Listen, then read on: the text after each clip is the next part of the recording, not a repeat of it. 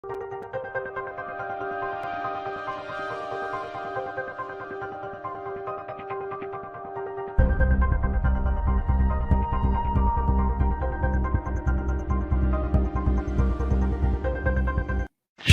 of the night,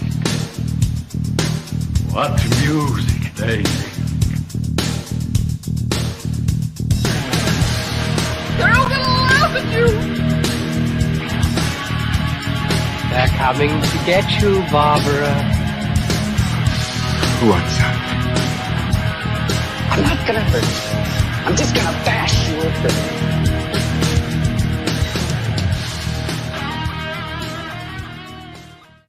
Hello there, quarantiners. Final guys are back, live once again. We'll see how long this goes till we screw up. I am Jason Brant, joined as always by Jack Campisi. Howdy ho. Hunter Shea. I'm live, baby. And legendary horror author Tim Meyer. Legendary. Yes. Interesting. Yes. As Hunter was saying before we started, the first guest we've had on here with the three of us. So I don't think that's much of an honor, but there you go. I feel honored. Speaking of honor. Congratulations. Speaking of being honored, because Stuart Gordon died this week, sadly, we decided to pay a little tribute to him. So we are doing From Beyond. And looking at the movie list we put together, we're going to be talking about a hell of a lot of Stuart Gordon movies. So it's our Stuart Gordon episode. You know, it's funny because I did a blog post about him. I'm doing a cemetery dance, my Video Visions column. I'm doing a thing on Stuart Gordon. It's like you don't know what you got till it's gone. Mm-hmm. And when I heard the news, I'm like, man, God, this guy was like the 80s to me, 80s and early 90s. And he changed the genre. He made it a lot gooier. I will. You're exactly right, because I think two of the biggest rentals of my horror journey was Reanimator and From Beyond. Those were two movies that when I was watching, I was like, whoa, what is this? What is this magical, scary, amazing, yet funny and cheesy masterpiece in front of me? They were just game changers. Who is that blonde with the pert boobies? Oh, yeah. I want to get to know her more. Jack, I'm sure you love them because Barbara Crampton. Didn't hurt. I'll tell you what. In both movies, especially Reanimator, as a teenager, you very rarely kind of note the performance of somebody, but that was a movie that was like, boy, the chick in that movie that was a courageous performance. She just laid it all out there. Yeah. I prefer bared it all out there. Bared her soul and everything else. She was one of the sweetest people I have ever met at a horror con. I mean, just literally salt of the earth, huggy, nice. I was like, oh my God, I am more in love. I just found the pictures of you with her today. You did? Can you send them over? Because I don't have it. Oh, I'll send it. So when we were at Chiller, he's talking to Barbara Crampton, and I was over on the other side of the room, and I see him talking to. There was like a line to get to Barbara Crampton. He's in the front talking to her. I just walk up to them and join the conversation. So he's with me. How long ago was this? 3 years, maybe 3-4 years. Yeah, so after her comeback. Okay. Yeah. It was after Your Next, because the dudes who were the killers in Your Next were selling their masks, and I bought one. I bought the Big Bad Wolf. Nice. So she was in the same room with them. Speaking of conventions, I should mention I have met Tim in person twice now, which is 2 more times than I've met either one of you combined. That is scary, right? Scary cow. That's not right. So yeah, Tim, I was just giving you shit. I don't know, maybe a month ago when you said you weren't going to Scares the Care. I was like, what the hell? Now it looks like that might have been a good move because you don't have to cancel anything. That's true. Yeah, sadly, because that convention's great. If you ever get a chance to go, definitely check it out. I was asked to go this time and all set with free passes. Whoa. And of course, it's not going to happen, I'm sure. Although it might. We'll see. Know. Early August, I'm hoping.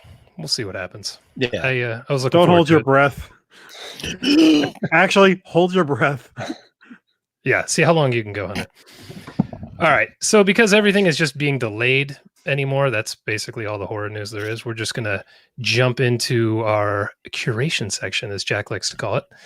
But first, how about some drinking rules, Hunter? Okay, as always, coming to us from the deep jungles of South America, Sheridan Bradford has brought us drinking rules. And here's how it works. When we say these words, you take a drink. I will drink along with you today. I think I have enough booze to get me through. So here it goes. Jack, if Jack says the words theater, nudity, or virus, take a drink, or buffering. I think buffering is for all of us, which might happen. Me, it's Barbara. All right, we've already done it. Crapper. Oh, if I go to the crapper, I get it. Or cut. Jason, if you say insane, attic, or fire. Tim, he didn't give you words. Here are Tim's. Nope, that's the wrong one. There we go. He gave you Tim ones? You got Tim's? Oh, favorite, best, and incarnadine? Is that how you say it? That is, yeah. All right, whatever. And if any of us say Gordon, Resonator, or Crampton, you will be more fucked up than if you had 4 doses of coronavirus if you drink to all these words tonight. Speaking of, we should give a little shout out here. Sheridan, who always gives us a drinking rule, said he slammed 43 beers this weekend. That's well done. That's some good work. Impressive. Jesus Christ, did you pee your kidneys right out? Jeez. God. I'm surprised he's here. When you're drinking 43 beers, are you really counting? That might be like the empties the next morning. God, wish I could resurrect my dad and ask it. That's impressive. All right, who's All going right. first today? Well, I think we should make Tim go first. They wanna... He's the Tim goes first. He's the guest. Oh boy. Wait. Well, Tim, Jack, Tim, do you have talk about any, Monster Men. Oh yeah, let's do plugs. So, Tim, Oh what's your latest book? Where can people find you? Let's introduce you. yeah, You're our buddy. That. Yeah. Everyone who listens to this knows who he is. We shit on him every other That week. is true. I probably don't need to introduce myself, but We've said your name more than it was ever said on your podcast. that is probably true. So yes, I do have a new book coming out April 16th, called Dead Daughters. It's going to come out through Poltergeist Press. It's like a horror thriller about a guy who gets a picture of his dead daughter in the mail, except she's not dead because he just put her to sleep 5 minutes ago. And then it kind of just descends into this crazy madness, plot twisty thriller. So yeah, it comes out April 16th, Poltergeist Press. It's already available for pre-order on Amazon and Barnes & Noble, wherever you can get books. And you can send the 3 of us Mobies anytime. I was going to say, I got to give you guys some e-arcs to blurb. Yeah, absolutely. We'll leave you very nice reviews. Cool. All right, and that was timmeyerwrites.com, right? That's where everybody can find you? Yeah, that's my site that I never update, so don't even bother going there. Just hit me up on Twitter. We're tagging him on Twitter all this week, so you can find him right there. Damn it, I'm so glad I made that banner with timmeyerwrites.com. That's fine. You know how hard he worked on that? It took me like 6 seconds. I do update it, just not as frequently as I probably should. It's all right. Okay. Well, before we jump into it, I have a short story that actually it should be out by now. It's Broken. It's number 3.5 in my Asher Benson series. If you've ever read those, you're probably not going to like this because it's nothing like it. I don't recommend anybody buy this and just ignore it came out. Why the hell would you do this? What's the matter with you? We ready for some curation? No. I'll buy it anyway. But we got me and Jack have news. We got current Monster Men up with guest Laurel Hightower. Awesome. Very and good. Later this week, we will have a new one out with Chris Sorensen, who is a Hunter. Introduce Chris. He's your buddy. He's the author of The Nightmare Room and The Hungry Ones, which are part of the Messy Man series, which are just taking the whole horror community by storm. And he's a huge audiobook narrator. So we kind of we've never talked to anybody who narrates books for a living. So we kind of talked the whole about that. It was really interesting. Very interesting. He's a great guy. In a loose mood. I got to drink a beer with him on the Beers and Fears tour. He's a great dude. Oh, nice. He took me to this the Beer Authority in Manhattan, right Penn Station one day. Oh. I don't know how I made it home alive. It was a good night out. Did he And drink more than you? That doesn't sound right. no, he didn't. He gave me this, Nobody which is does a that. plaster cast of the Patterson Gimlin Bigfoot sighting. Damn. So this is up Bigfoot? here in the belfry. What the hell is hanging over your head? Oh, that's a Cadaver Tavern dismembers only sign. There's a lot of shit up here. And with that, let's jump into what we watched. We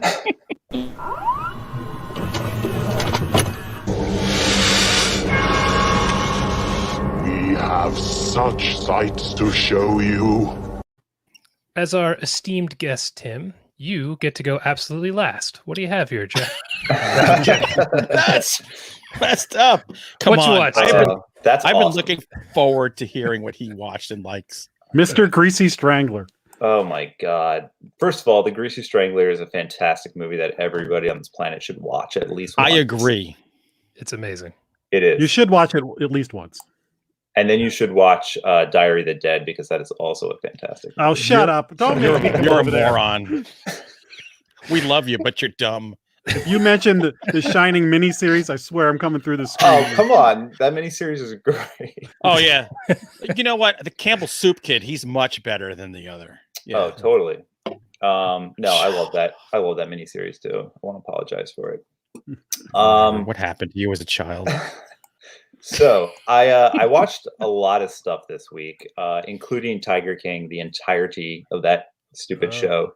Oh, But I'm not going to talk about that because nobody can really rationalize that series. Have you guys watched it? No. I haven't started it yet. Oh No. my god! Should we? It's very entertaining, but I don't like animal abuse, and there's a lot of animal abuse in it. So if you're not into that, I wouldn't watch it. But it is. No, we're all huge fans of it. yeah. Oh, all right. Well, then You go didn't hear for about it. the final guy's cockfighting ring? You'll fucking love it. Night of the Lepus? I love the beginning where they're just murdering rabbits left and right. Oh my god! It's awesome. But it is very entertaining, and it's kind of one of those stories that's like it's so bizarre that you can't believe it actually happened, but it did. So I don't know. Just watch it. It's great.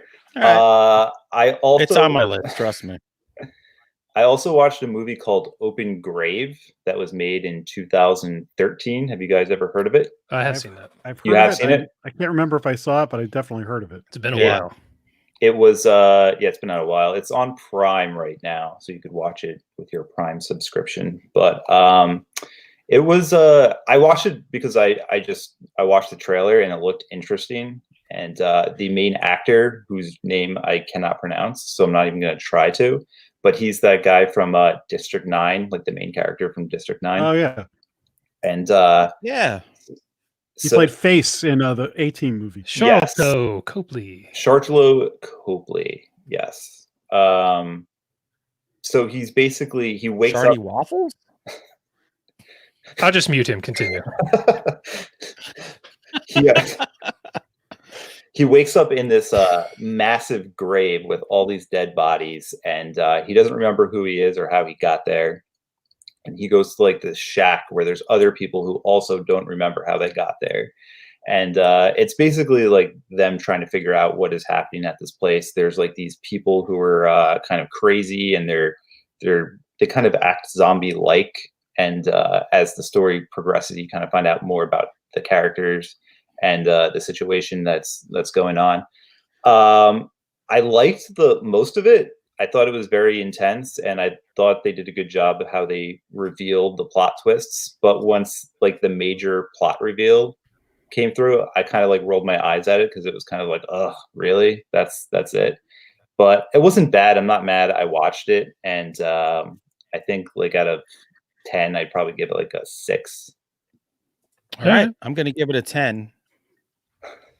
I'm putting it on my watch list right away. I think I have seen this movie, and I cannot remember much past the beginning. But Yeah, I remember Copley was in it. That is about the extent of it. Yeah, it actually had a pretty good cast. The main girl who was in that show Gotham. She played Barbara.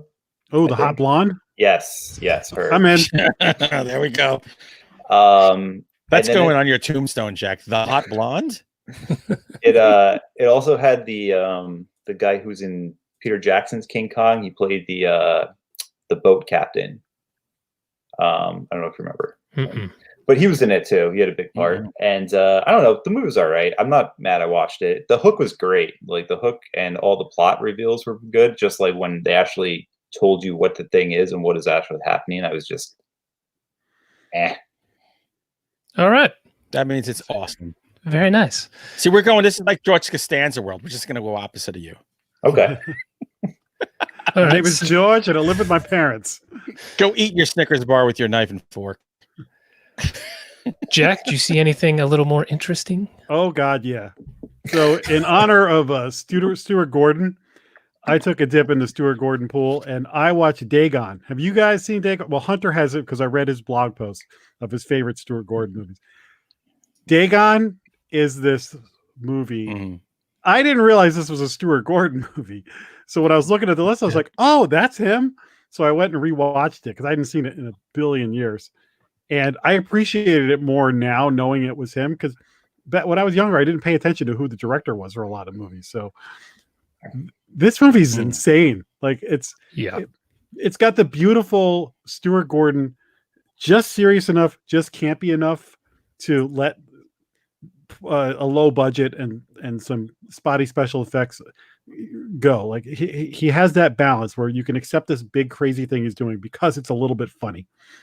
It's not as funny as Reanimator or From Beyond, or not as good as either one of those. But it's this 4 people are on a boat off of Spain, I believe it is, and the storm comes in. They hit the rocks, and this I don't know if they're husband and wife or boyfriend and girlfriend. This couple go to the town while the other 2 are like trapped on the boat, and the people in the town are like this cult that it's like a water god cult, very Lovecraftian Cthulhu god, Cthulhu-y cult, and all the people are kind of weird looking. So insanity rolls from there. And there's a very Jeffrey Combs-like guy as the lead guy. He's like Jeffrey Combs light. Oh, yep. Yeah, I know you're talking about. I can't think of that actor's name. Damn it. It's like they said, we want a Jeffrey Combs type. They got it, but he's no Jeffrey Combs. Jerry Toombs.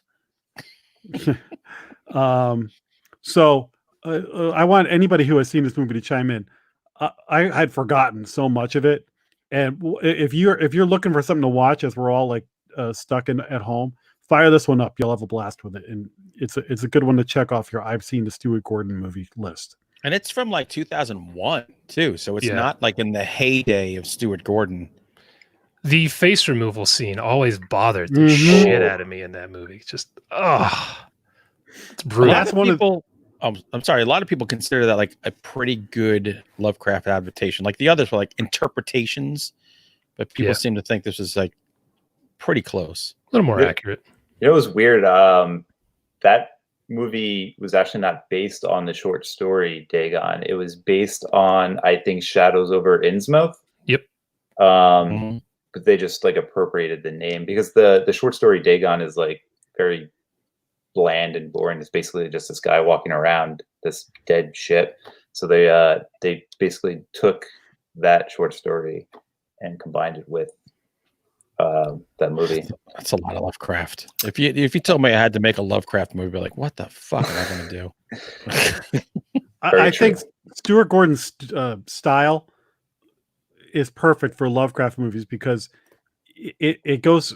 We'll obviously get to this in From Beyond, but the insanity that you have to have in these movies, and especially with special effects back then, you couldn't pull it off if you didn't kind of make it campy and funny. Just not a full blown comedy, but just enough to allow it. Yeah, it definitely lends itself well to the creature was beyond description, and then he describes it for the next 6 paragraphs. Like Stuart Gordon's style is good with interpreting that. Exactly. So Dagon, I mean, I haven't watched that in forever. I'm gonna have to go back to it. You could, I think it's like $2.99 or $1.99 on Prime right now. I think it's free on Prime. It's free. No, either that or so I watch it on Tubi TV. It's Tubi because I actually just watched it last week as well. But yeah, it was free on Tubi. Okay. All right.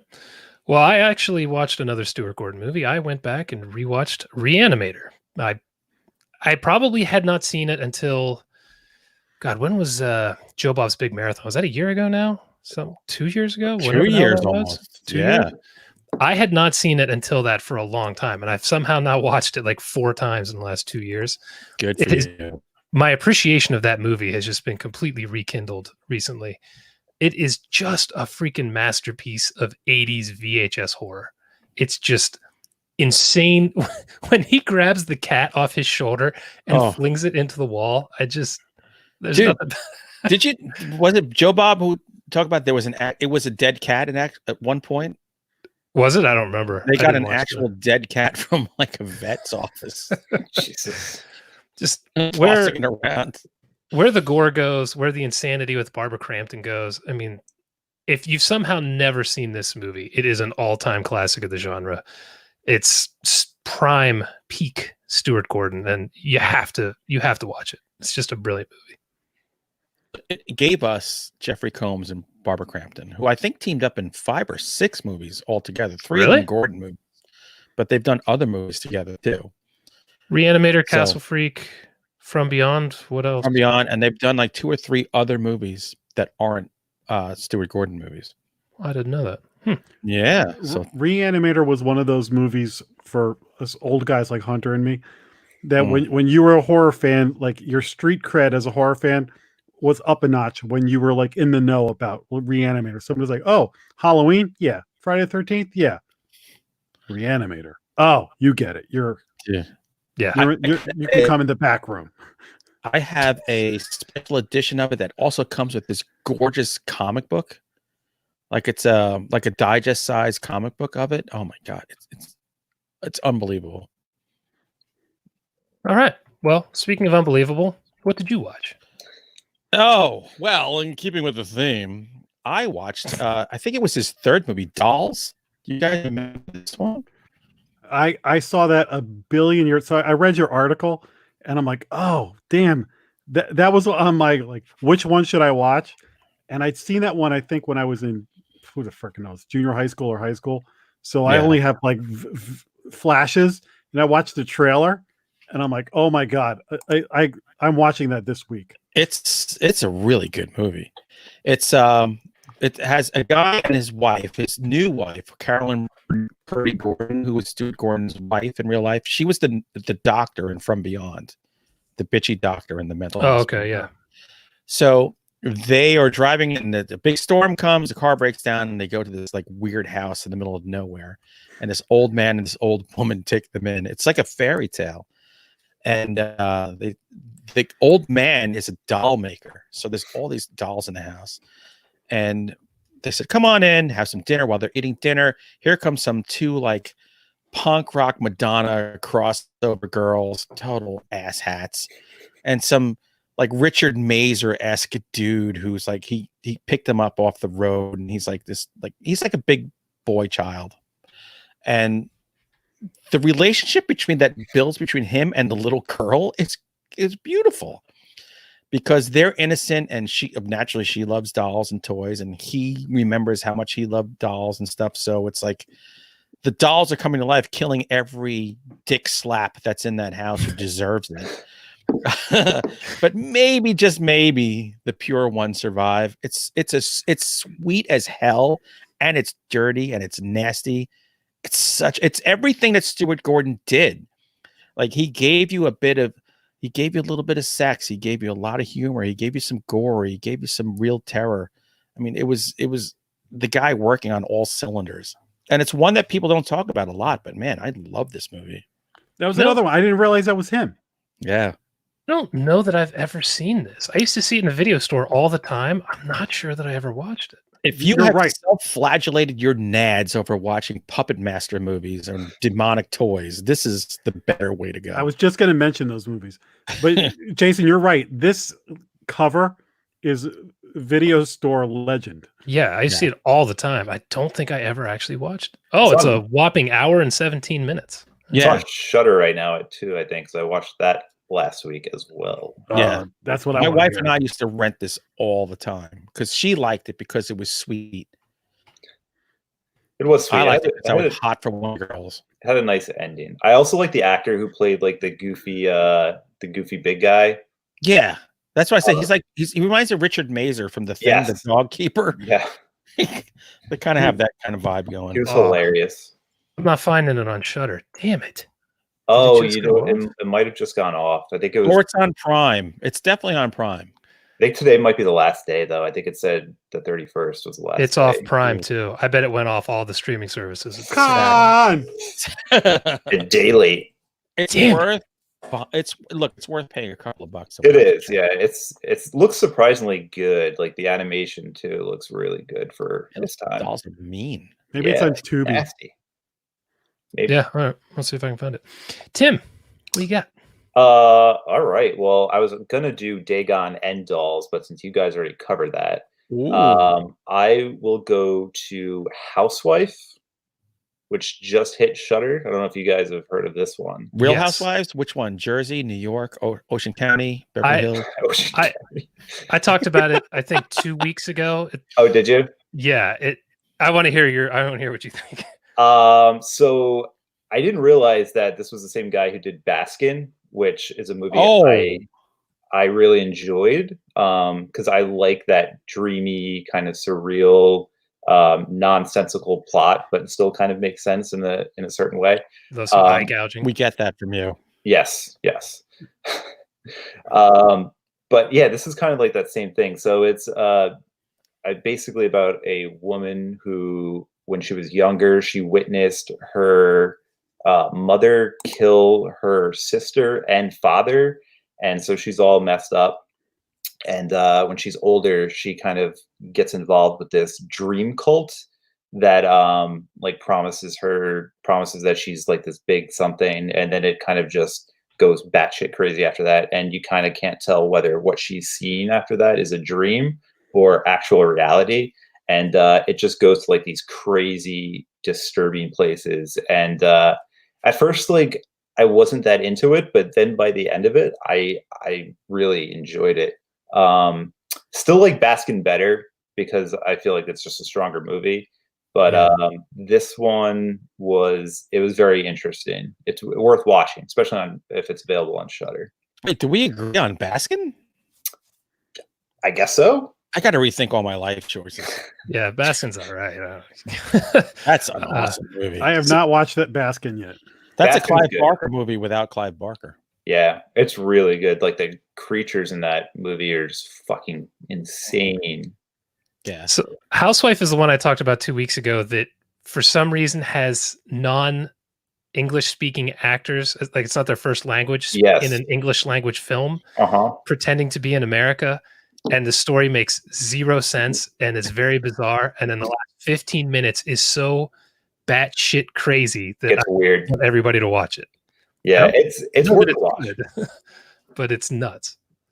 Definitely worth a watch. And like I said, I like that kind of. It doesn't really make sense, and it when you're watching it, it's literally like having a dream because the next sequence has absolutely nothing to do with the scene before, and it's just all over the place. But it kind of makes sense when you take a step back and look at it as the whole picture. So I don't know. I'm into it. Right. Yeah, it's an interesting film. It is. I'll leave it there. Jack, what do you got? Okay, so I listened to the Shockwaves episode with Stuart Gordon that they just recently reposted. Me too.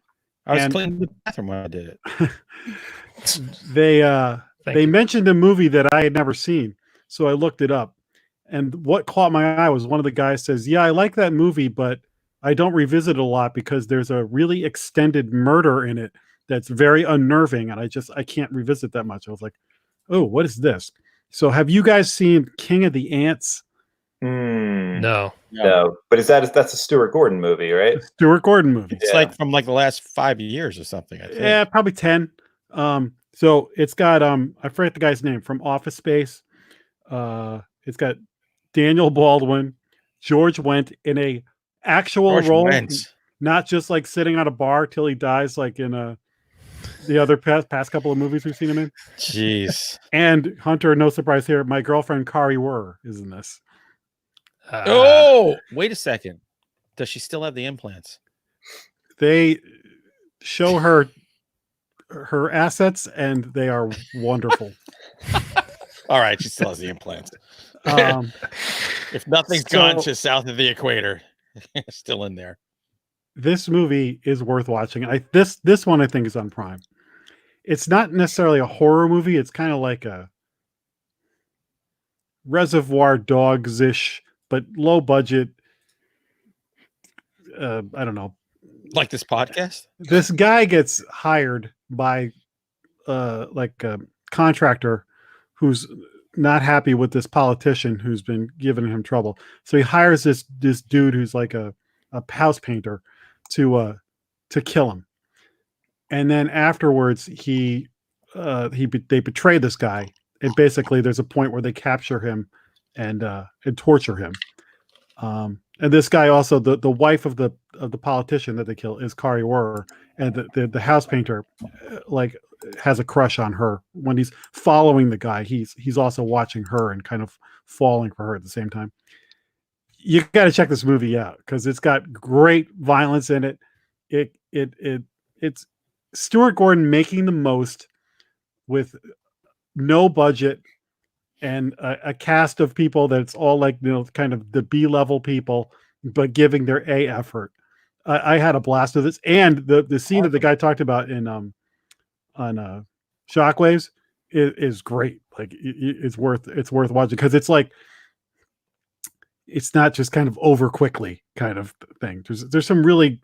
This is why a horror fan would like this. There's some really graphic scenes in this movie, and then there's some comedically tropey things in this movie as well that you'll just get a kick out of watching kind of a low budget thriller. So definitely check this movie out. I got to say, anybody who considers themselves a horror fan and might have a podcast who gets offended or can't watch like violent or unsettling scenes is a pussy. That's my PSA. This is what I do. Go watch Forrest Gump for the rest of your life, or Grown Ups 1 and 2. Get out of the genre. Such a good guy. You're gonna blow your top when I get to one of my movies coming up. Hold on. Let me get the whiskey for that one. All right, Jack. Was this looked like it was shot in Spain? King of the Ants. It looks like it was. It looks like it was shot on your mother's VCR camera. Okay. I think there was a period of time when Gordon was doing movies in Spain. He got like a multi-picture deal. I think Dagon was one of those. Him and Yuzna were doing a lot of movies in Spain. Yeah. It's hard to tell. He's in the desert for part of the movie, and they're in a city that I thought was Los Angeles, but it easily could have been Spain. It was nothing like they weren't in anything that I looked at. I go, oh, that's clearly Spain. But I have a feeling like this was that time period, so I'd be interested to find out. I'm glad I watched this one. I had no idea. So I'm glad I got this one under my belt. I've never seen it. All right. I will just quickly mention a movie that I think I talked about maybe a year or two ago that I'd revisited. And I found out recently one of my friend's wives has never seen the Indiana Jones movies. So I was like, what? Okay, we got to watch those. What? And of course we watched Temple of Doom. And every time I watch this freaking movie, I always forget right till I get to about the middle third. This is a straight horror movie for about 35 minutes. He is pulling hearts out. People are being lowered into lava. Children are being whipped and beaten. A guy is crushed by a rock crushing device. I mean, alligators are pulling people apart. It is the beginning, the middle, and the end are completely separate movies. None of them like match in this. It doesn't feel like any of the other Indiana Jones movies. The middle is just freaking nuts. So if you haven't watched it in a while and you're thinking, it's not that good, watch it as a horror movie. It's pretty freaking entertaining. That's a lot of fun. I really like dig that recommendation. Seriously, there's about 35 minutes in the middle that is just nothing like the rest of the movie. It's like they just stumbled into a horror movie and they have to kind of fight. I mean, they're pouring blood from a freaking like dehydrated severed head into Indiana Jones's mouth that like turns him into a monster who's beating the shit out of the little Asian boy. Like it's just Short round. No time for that, Dr. Jones. Yeah, at the beginning it's all quips and it's having fun with Short Round, and then he's like beating the brakes off him while he's a zombie, getting ready to lower the blonde into the lava pit. I By mean, the way, it's just the blonde. That's Spielberg left his wife for her. What was her name? Kate Capshaw. that was Oh. it. Thank you. I was Yeah. in love with her. I'll tell you what. I remember seeing that movie in the theater. Raiders of the Lost Ark, probably top 5 movies of all time for me. At least top 10. I love it. Saw it like 25 times in the theater when I was a kid. I remember like opening night or whatever, go to see Temple. What is it? Is it Temple of Doom? Temple of Doom. And like within 5 minutes, I just slumped in my chair going, oh no. Oh no. And I just, man, that movie left a bad taste in my mouth. Revisiting it now, I still am not a big Kate Capshaw, I think is terrible in that movie. Oh, you're a jerk. Oh, I love her. She looks okay, but I love watching her. She's no Marion. It's Sure. it's so silly. But one thing that I have grown to like as I got older is I love a short round now. Well, we can probably meet him at Chiller someday soon. My theory watching it is I think Spielberg was going through a divorce or a breakup or something at the beginning. Well, I And think maybe in because he was. And then in the middle, or right around the 2/3 mark, is when he started his affair with Kate Capshaw, because the movie just brightens significantly after that. And it's like his world had flowered or something because he seems much happier. Because I think, wasn't he married to Amy Irving at the time? And then that movie killed him. And he said, "Oh, I like your Capshaws." That's exactly what he said. Speaking of boobies, what did you watch? Oh, well, you can't separate Stuart Gordon with Brian Usna, because the two of them are like, peanut butter and jelly. So I decided I was going to go to, I think Shudder had it, Society, which I had not watched in a dog's age. Great movie.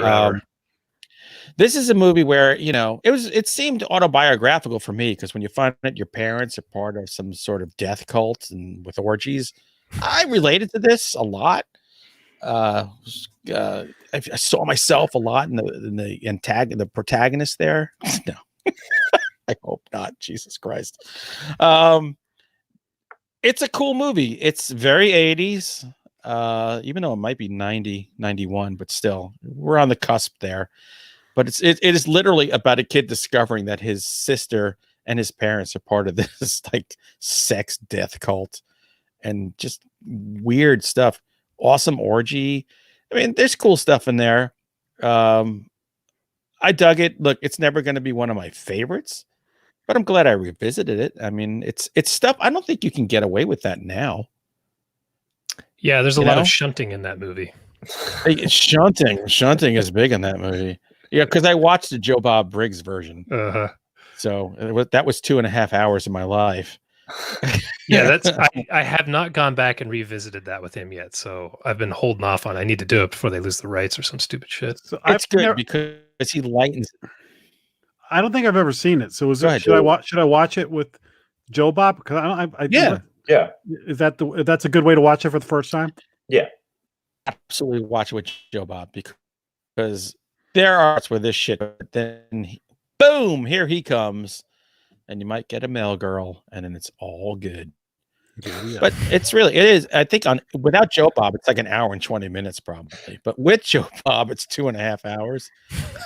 But it's a good 2.5 hours, and we all have time. We're all shut in. It's personal distancing time, so it's fine. It's all good.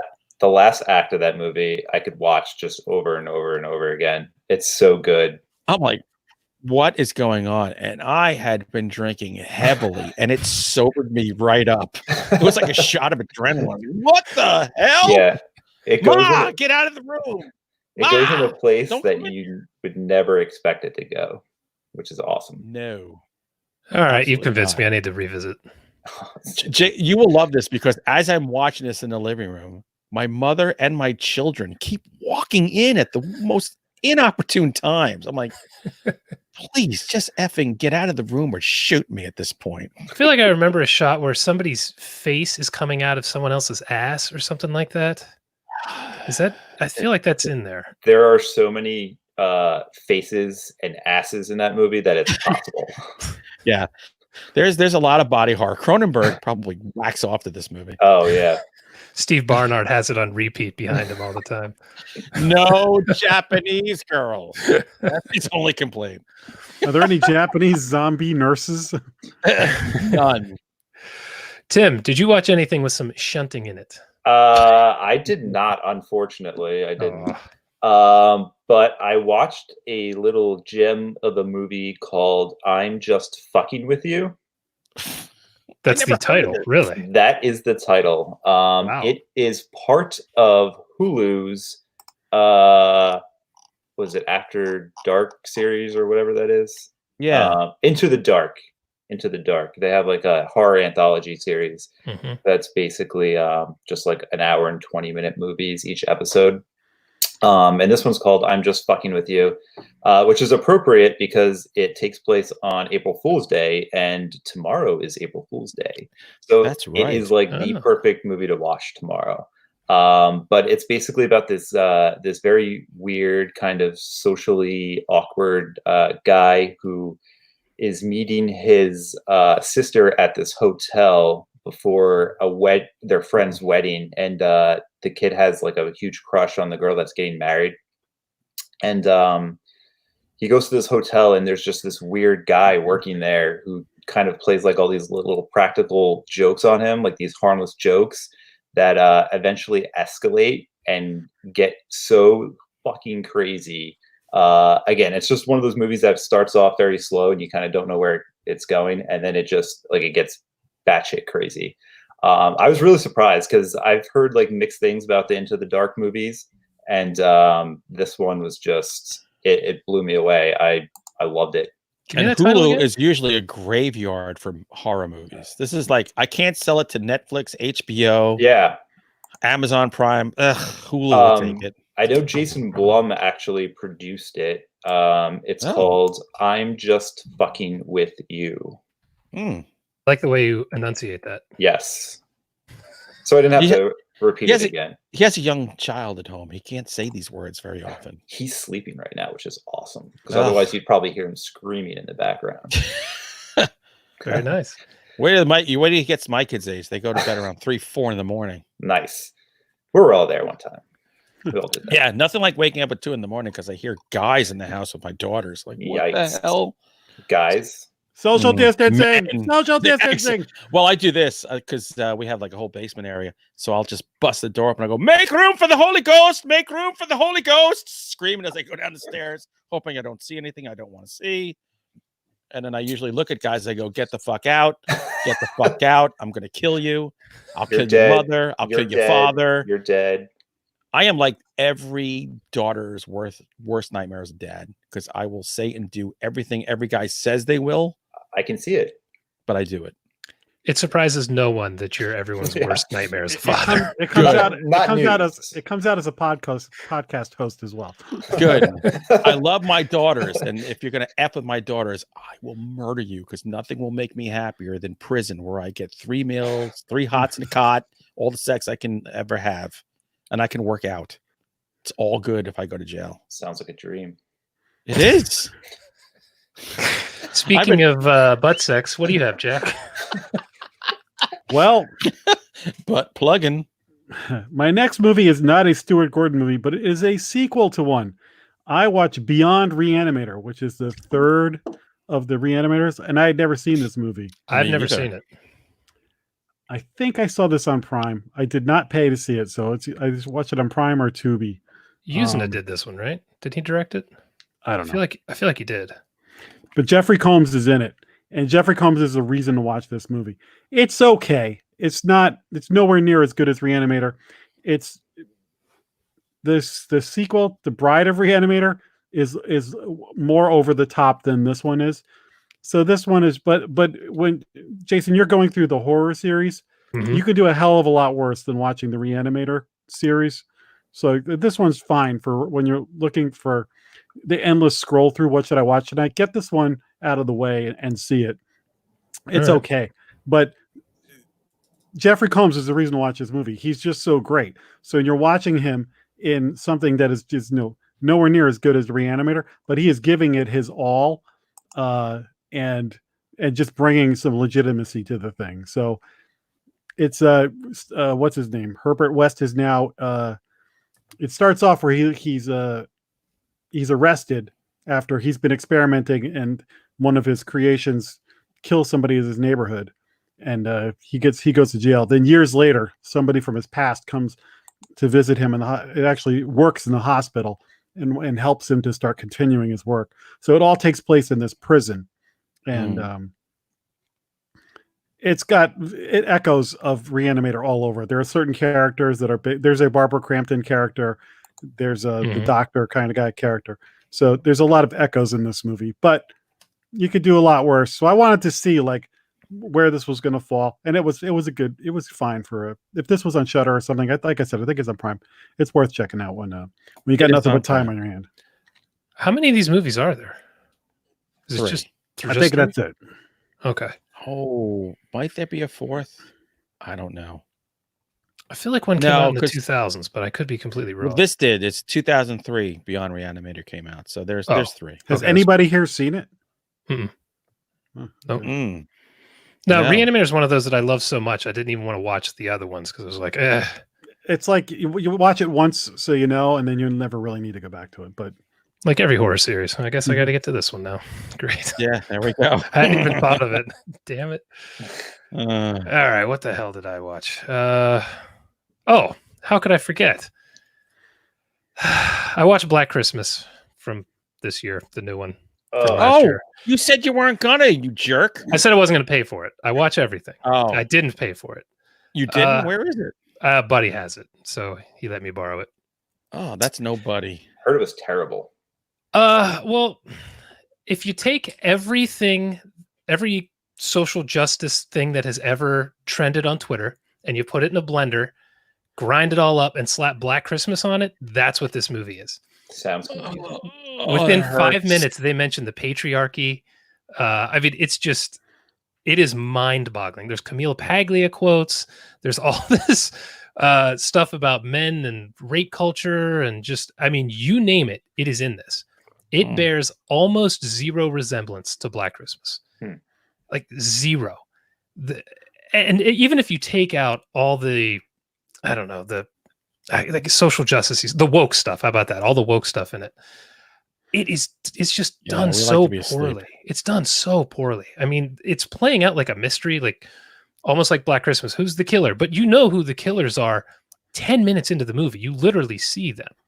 And you see it's multiple cultists. But it keeps playing out like, oh, there's just one. There's just one. And when the main character finds out there's two, it's like, but we saw 30 seconds into the movie. Like what? It's know, you morons. It is mind-bogglingly bad.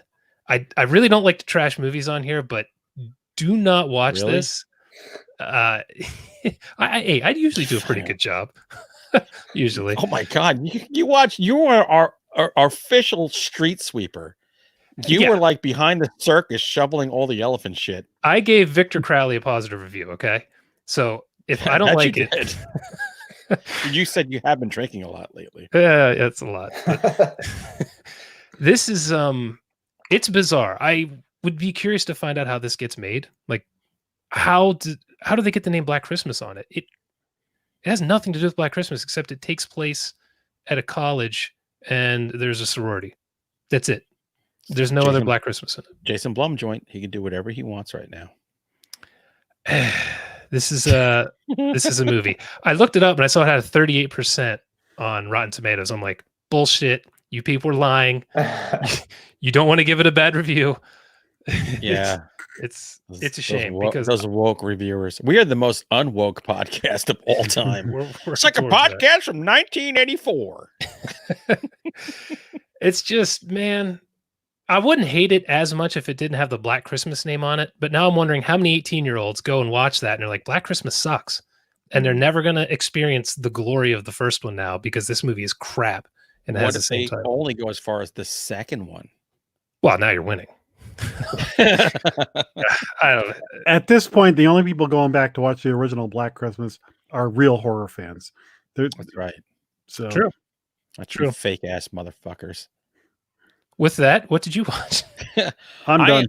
I'm done because I want to get into From Beyond. Tim, I'm what do you gonna got? save stuff, so I want to hear Tim. I'll throw it two real quick. I watched The Hunt. I splurged.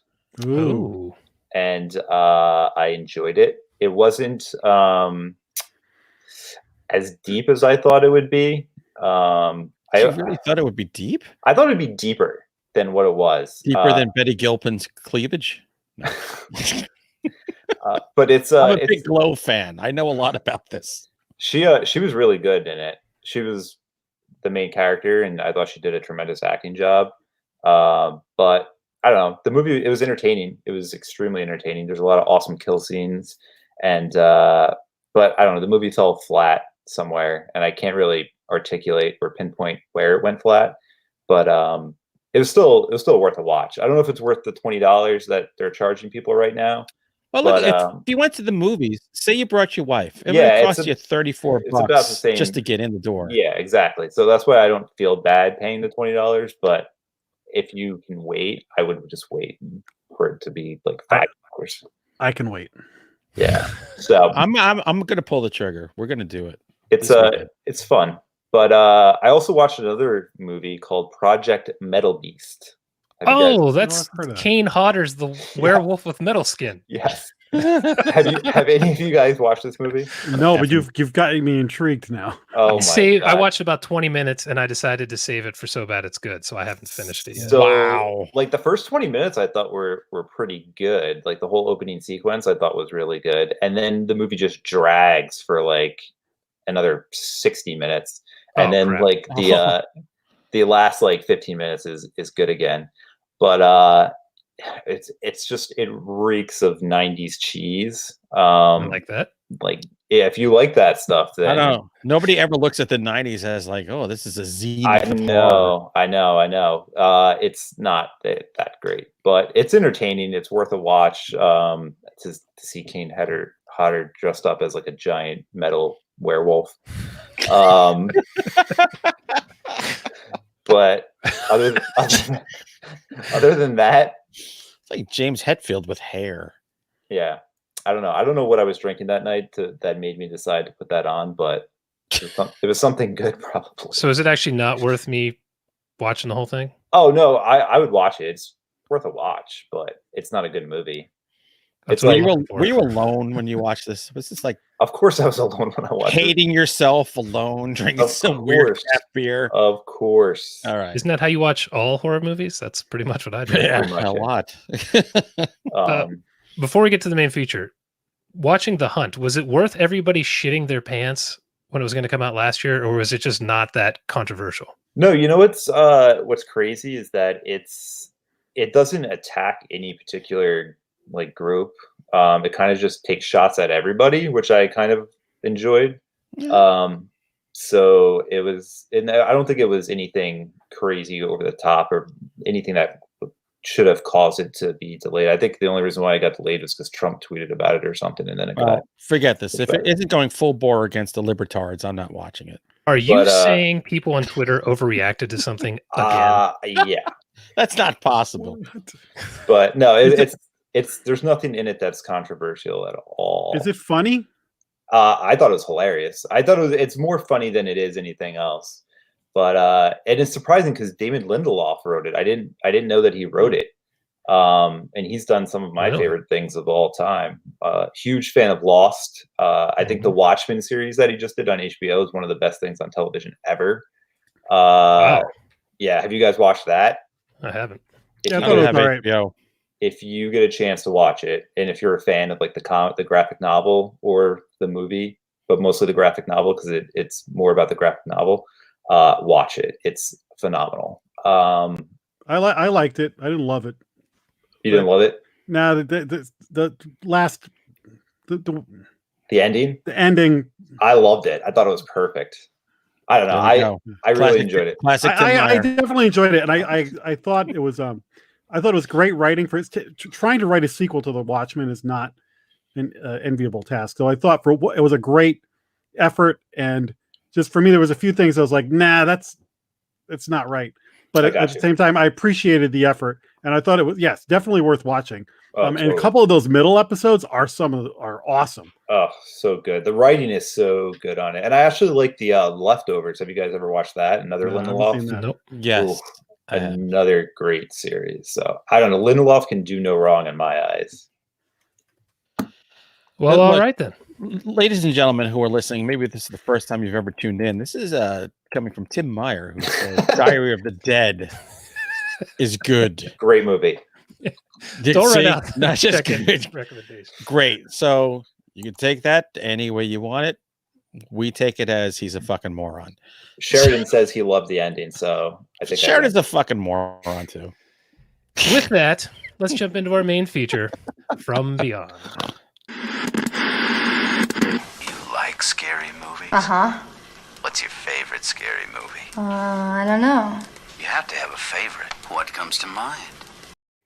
And now it's time for everyone's favorite part of the show, when Jack gives us his best James T. Kirk impersonation while describing the movie. First, I want to point something out. So Sheridan, who does our drinking game, and I don't know if we were on the air when we pointed this out, but he's also told us he drank 43 beers recently. I just realized we can't tell what he really looks like from his avatar. I think he's the Count from Sesame Street. He's counting the drinking words every week. I think I assumed he looked like Shirley Hempel from What's Happening. Nope, I think it's the Count. One drinking word. 54 drinking words. That better be your avatar next week, Sheridan.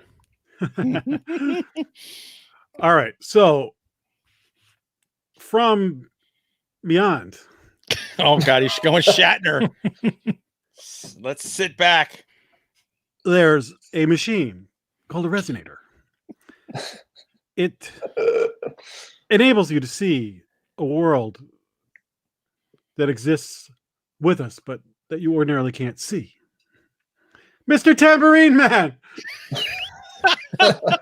If I had a hammer, I'd hammer. I got to come out of Shatner because I'm going too slow. So these two scientists have this machine that when you turn it on, you see creatures from another dimension and they can see you. By the way, Pretorius and Tillinghast, which is the greatest two names for scientists ever. Yes. One of them meets his demise, seemingly. The other escapes, but is arrested and put into a jail or an institution or something until lovely Barbara Crampton comes along as was she like a psychiatrist or a psychologist? Preeminent at age 25. Dominatrix. Who gets him out. So, and along with Bubba from Dawn of the Dead, they go back to the house to investigate what happened, and they reactivate the resonator, which has very interesting and wacky effects on everybody, and all hell breaks loose or comes to them from beyond. Well done. Very nice. What did you think, having watched this for probably the 10th time? This is one of my favorite movies of all time, and this sealed it. This is my favorite Stuart Gordon movie. I like this better than Reanimator.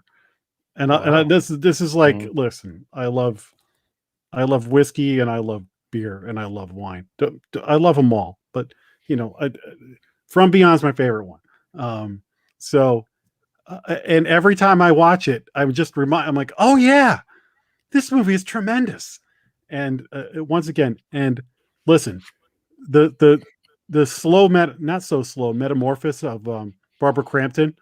Once the resonator awakens her, greatest transformation ever. I just love the all-out insanity of this movie, and like I said, I will never forget the first time I watched this. So I could tell you exactly where it was at my friend Tom's house, and I just remember losing my mind at how much I like this movie. And I think every time I watch it since then, I have like a similar reaction. I'm just like, I absolutely love this movie, and watching it this time. And it's funny because I emailed you guys the night I was watching. It's like, hey, we should think about doing From Beyond. And Hunter's like, I'm watching it right now. And Tim had written on Instagram that morning that he was going to watch it. So we were all on the same wavelength. It must have been our glands. It's scary. As we're massaging our pineal gland. What did you think, Tim? How many times have you seen this? This was probably like my 6th or 7th time. I love it. Like Jack said, it's one of my favorite movies ever. It's crazy how good the practical effects are in this movie. Yep. They're like better than some of the shit that's coming out now. It's insane. Just especially the Ken Foray death scene. It's one of my all-time favorite death scenes. Oh, it is. How is he so still good. alive at one point? I don't know, but it works. It works so well. And yeah, I love everything about it. I do like. I'm not a huge H.P. Lovecraft fan, but I do like when his stuff gets adapted because it's so much better than his actual stories and writing. Wow. All right. It's true. I mean, I don't know. I don't think he was like a very good writer, but his imagination was really great, and he created like this whole mythos that's very influential in horror. So I appreciate it for that reason. But I just love stuff that takes his stuff and just makes it so much better. And this is one of the best adaptations for an H.P. Lovecraft film ever. And I could watch it over and over and over again. Very nice. Hunter. Well, in anticipation, I've seen this between 20 and 30 times. Jesus. I'll be honest with you. And in anticipation for this, I read the short story, which I had never done. You can read it online. Just Google H.P. Lovecraft From Beyond. It's all this stuff's in the public domain. Mm-hmm. Yeah, it's very short, but I got to say they really keep to the main story. In the story, Tillinghast is the mad scientist who creates this machine. And then, there's always the unnamed narrator who's there and witnesses everything. I love this movie. It's everything I want in a movie. It's boobs, blood, guts, monsters. I mean, it's everything I want in horror. It's very true to the story. The only thing that the story did better in the story, when they turn on the resonance machine, they can see every molecule, and things are intertwining within themselves and within you. It's like it's multi-dimensions all writhing around you at all times, which is really freaks me the hell out because it's possible. It's one of those things that we don't know. I mean, there are multi-dimensions. We don't know what we're existing with right now. I hope I'm in the body of Samantha Fox from the 7th dimension. Ken Foray, I love when I first saw this. I'm like, holy shit, the motherfucker from Dawn of the Dead. Like, I was so excited. And what I love about this movie is that we live in this age where I've interacted with Barbara Crampton for a period of time.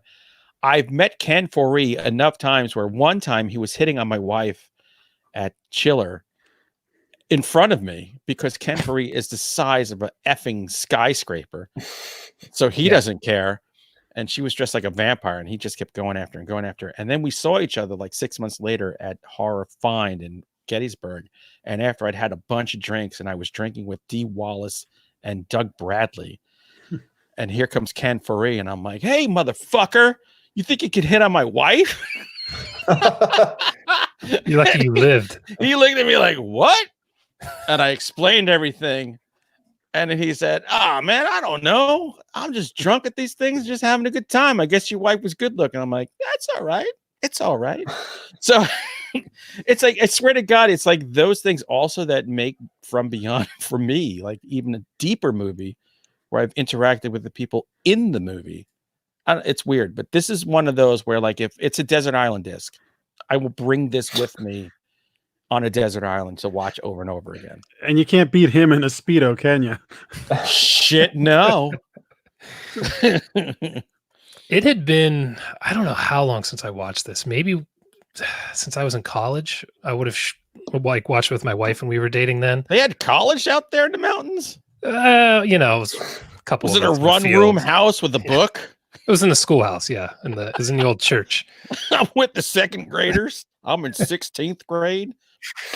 I actually, from kindergarten through 5th grade, I had the same 28 people in my class, like legitimately. So anyway, we don't doubt it. I love this movie. It is. I keep saying gooey. Everything is so wet and slimy. The effects just look nasty. And obviously, my wife watches a ton of horrible shit with me all the time, a lot of violent stuff. She was repulsed by this movie. She didn't remember most of it. She just, as soon as somebody would appear, just all wet, she just like, oh my God, what is this movie? Wait, Jason, were they too moist for her? Oh, they were so moist. Yeah. Once the pineal gland dick comes out of the head, she's just like, I'm out. That's such an odd choice, and it makes the movie so memorable and so weird. God bless Jeffrey Combs, because he is playing that with an Adam West-like sincerity. Yes. Yeah. Between he and Barbara Crampton is wearing the most ridiculous shit for a third of this movie, and she's playing it completely straight. Oh my God. It's awesome. And then, yeah, you guys mentioned it. Ken Foray, when he shows up, he is so big, and Jeffrey Combs and Barbara Crampton are so small.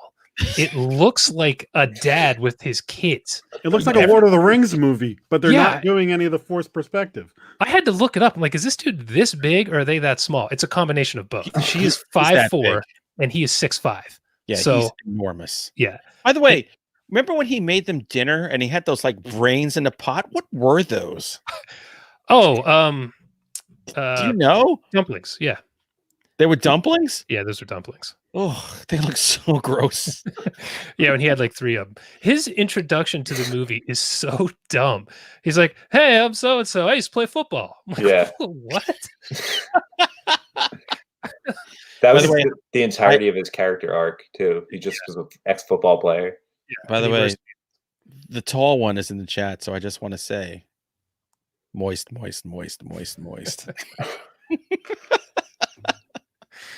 Yeah, she said she was also eating dinner, so that made it even better. So, ton of fun. Hey, Love it. My kids were eating dinner. I showed them the Monty Python Facts of Life thing where the fat guy starts vomiting all over the restaurant until he explodes. After dinner mint, it's waffle thin. They're sitting there eating. I'm like, you got to watch this. I'm like, why are we watching this? I'm like, it'll be good in the end. And then when it ended, like, that wasn't worth it. The meaning of life, not the facts of life. He ate Mrs. Garrett. So, Tim, how long has it been since you've seen Reanimator compared to this? It's been a while since I've seen Reanimator. I think I've only seen Reanimator maybe twice. I like it, but it's not my favorite Stuart Gordon thing. So definitely I've seen this more. What's your favorite? Is it Castle Freak? No, actually, From Beyond is definitely my favorite. But Castle Freak is good too. I enjoy Castle Freak. Yeah, that's a weird movie, man. But yeah, so good. Yeah, that's best. They're remaking it. I think Barbara Crampton's actually. I don't know if she's directing it, but she's producing or it. Something. Yeah. I swear to God, I thought you were going to say Robot Jocks was your favorite. Jocks. I thought for sure. That's my third favorite. No, I'm just kidding. So, Jack, you like this better than Reanimator as well, you said. I do, and don't get me wrong, I love Reanimator. I could gush about that movie. I could gush like Vaseline pouring down a staircase like this movie. but what if I had to go to the desert island and like only take one, I would take From Beyond over Reanimator. And it would be Sophie's choice. I'd be very broken up by it. What about you, Hunter? It's my favorite. It's which one? From Beyond is my favorite. Reanimator, it's like 1A, 1B, but From Beyond is just, I don't know. Look, when I watched it the first time, I remember I brought it home. My wife, who was my girlfriend at the time, her parents were going through a divorce, so we usually always had the house to ourselves, but for some reason we brought it to my house. My parents went upstairs. We watch it. And when we get to the part where Jeffrey Combs is eating the brains, all of a sudden she gets up off the couch and just goes right outside the door, like just runs out to the porch. I'm like, what the hell? She said, like, she's like dry heaving. Like, that's the only movie that's ever made her do that. And for that, thumbs up, babies. So, and that's when I realized she was the girl for me. In rewatching them both, I think Reanimator is the better movie, But if I'm just going to sit and watch one, I would probably watch From Beyond because it's just so gross. And like, it's so weird. Like the choices made in this movie are bizarre. He decides to eat people's brains by sucking their eyes out. Oh, And just like weird stuff in this. plus adding that whole S&M part because Pretorius was like a sexual deviant. Yeah. So now he's infecting Barbara Crampton with that same thing.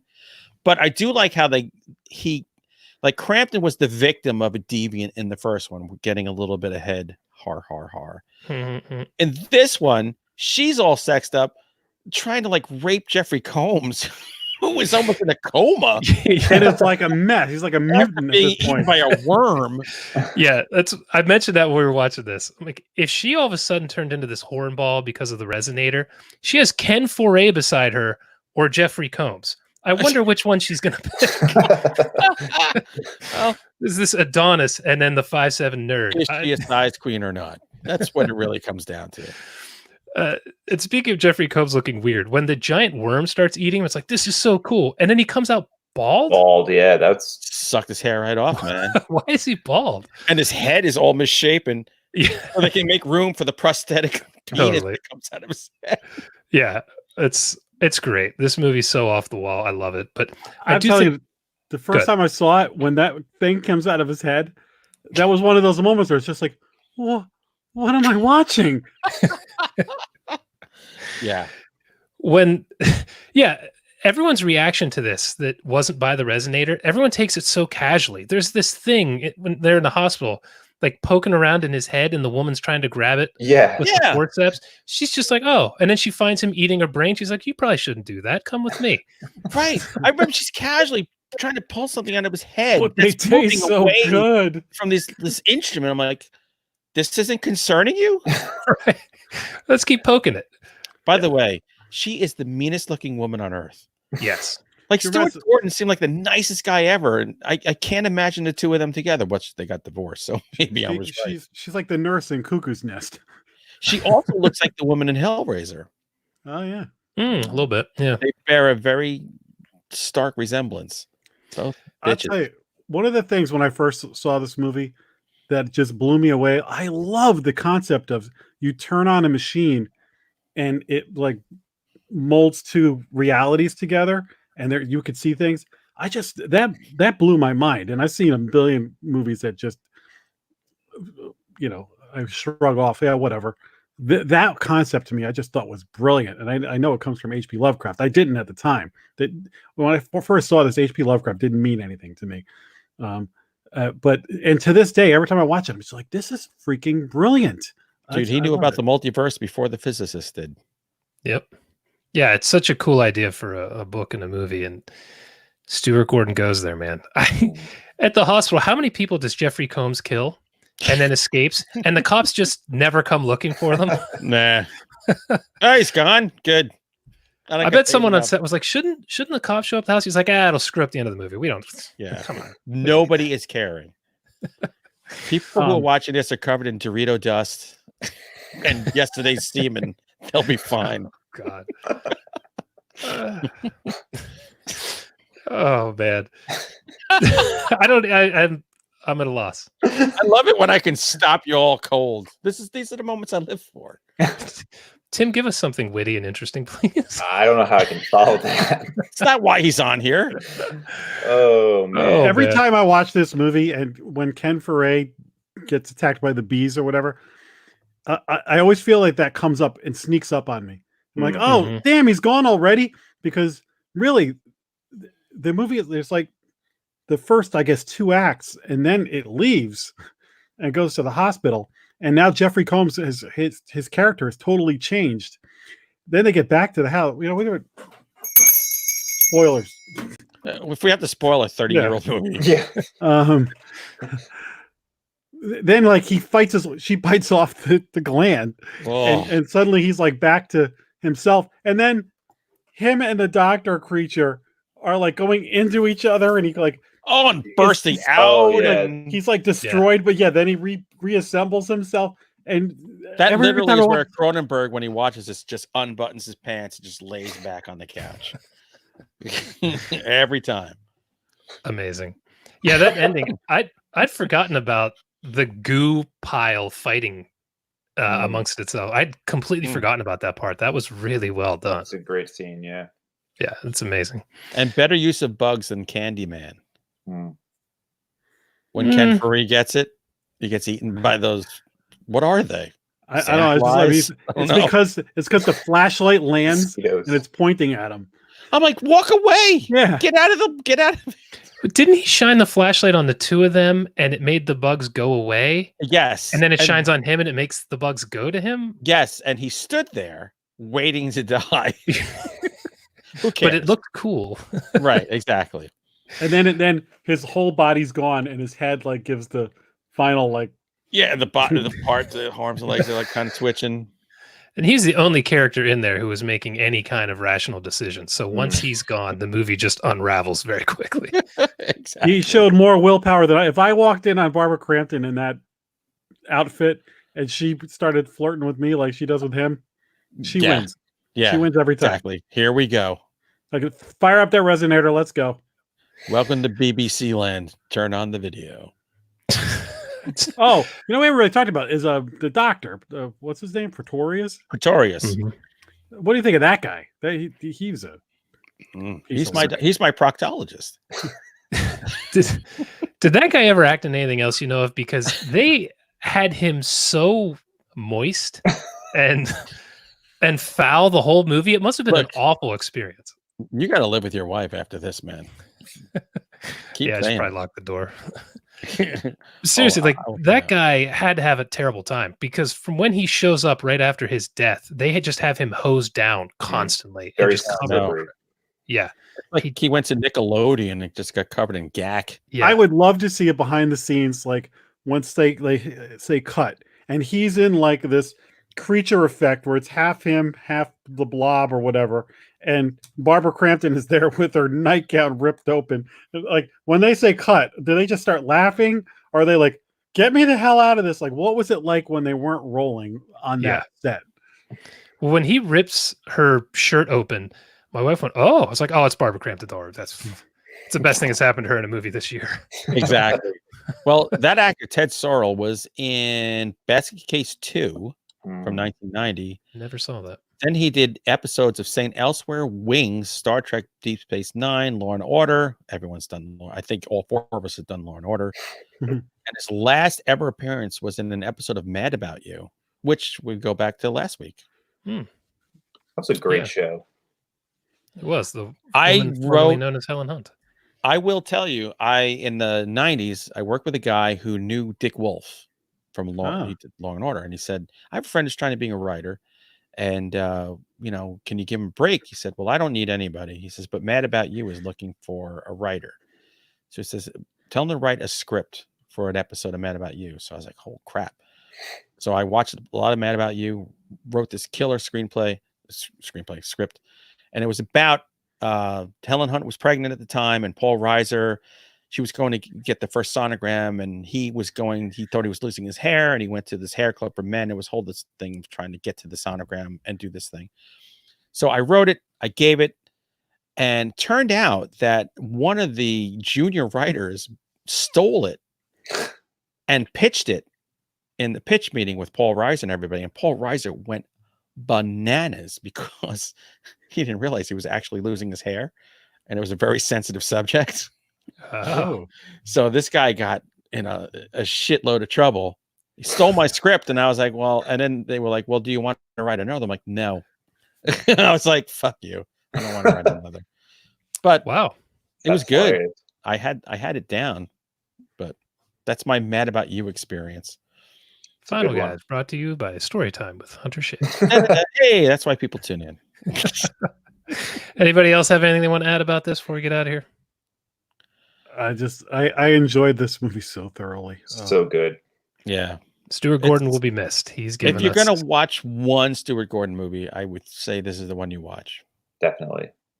Yeah, it sums up his work very succinctly.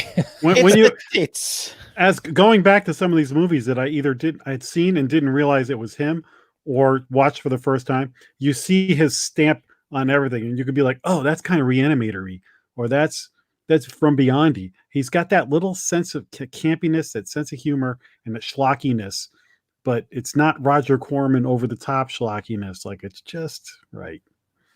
I want to say the only one of his movies I've seen Wait, that if you want that, good. No, go ahead. So the only one of his movies I think I've seen that I wouldn't recognize as a Stuart Gordon movie was that one from maybe mid-late 2000s called Stuck, where the guy gets stuck in the windshield, the woman hits him with a car, and then drives home and parks in the garage, and the guy's still alive. Oh, yeah. Yeah, I think that was Stuart Gordon, right? I'm pretty sure it was. Yes. It's a good movie. Was it Mira Sorvino? No, Mina Savari? Who was that? Hold on. Stay on target. I got it. It's Stuart Gordon and Mina Savari, yeah. From 2007. She had a really big forehead.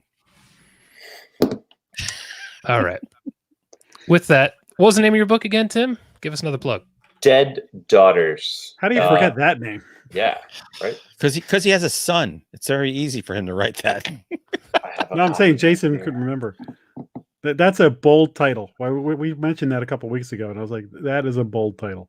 Thanks. I told my wife about that book, and she was like, is he out of his fucking mind? Yeah, pretty much. As you can tell by the cover, it is a family-friendly adventure story. I'm going to read it to my live daughters. Mm-hmm. Yeah. Very nice. It's got a great hook to it. I'm looking forward to reading it. Thanks. All right. Thanks for joining us, Tim. It has been a while. Man. This is awesome. Yeah. Thanks, Tim.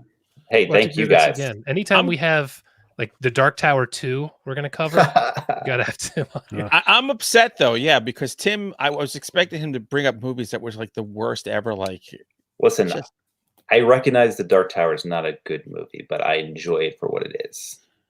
Before we go, have you seen Winchester? No, I'm not watching that movie. Oh, damn it. You'll never let me live that one down. I didn't like it either, by the way. It's torture for all of us. Yeah. All right, gentlemen, anything else before we get out of here? Nah, man. I'm going to finish this whiskey, and I got to go to work in the morning. Follow us on Twitter, and we'll let you know what we're doing next week. Bye-bye. Later, jerks. See ya. Bye.